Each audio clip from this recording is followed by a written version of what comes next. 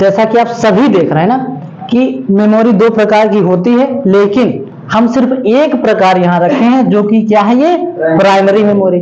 Primary memory को और क्या कहा जाता है, सब लोग बताएंगे, प्राथमिक मेमोरी। ठीक है, अब प्राइमरी मेमोरी को दो भागों में डिवाइड किया गया। कितने भागों में डिवाइड किया गया? दो भागों में। पहला भाग कौन सा इसका है?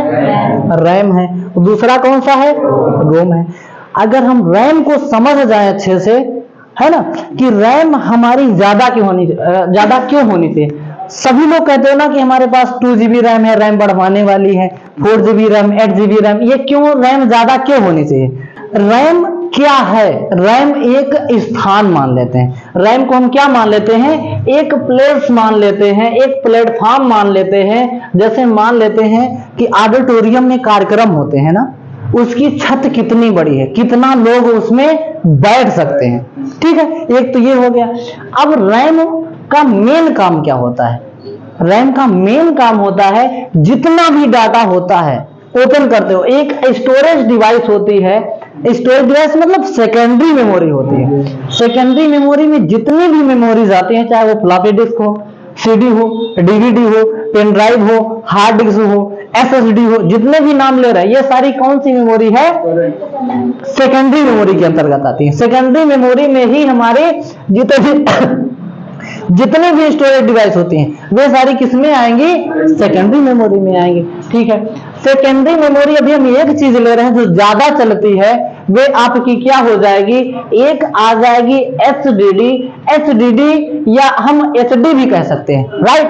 एचडीडी हम कह लेते हैं। ठीक है, एचडीडी। और एक आ गई है एसएसडी। ठीक है, हार्ड ड्राइव कहा जा सकता है, हार्ड ड्राइव भी कह सकते हो आप, और हार्ड डिस्क ड्राइव भी कह सकते हो।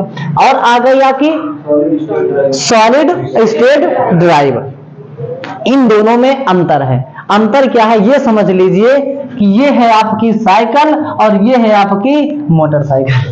तो ये स्लो काम करती है एचडीडी आपकी, और एसएसडी थोड़ा फास्ट काम करती है। ठीक है, तो ये अलग हो गया आपका सेकेंडरी में। अब रैम में डाटा आता कब है?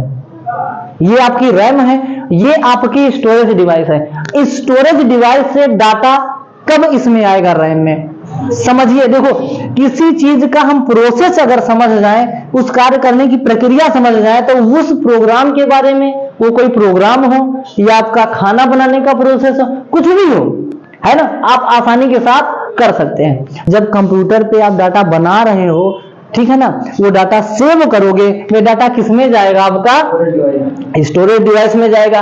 स्टोरेज डिवाइस में आपकी एचडीडी हो सकती है और एसएसडी भी हो सकती है। जब इससे डाटा हम ओपन करेंगे तो किसी प्रोग्राम में ओपन करेंगे, वही प्रोग्राम किस में ओपन होगा? आपका रैम में ओपन होगा। समझ गए ना? अब ये है प्लेटफॉर्म, राइट? अब जो जनरेशन चल रही है, तो इस जनरेशन में हम क्या करते हैं? जनरेशन का मतलब पीढ़ियां। ठीक है, तो पीढ़ी कई सारी आ गई हैं, जैसे first generation, second generation, third generation. Generation के हिसाब से कंप्यूटर में परिवर्तन लाया गया।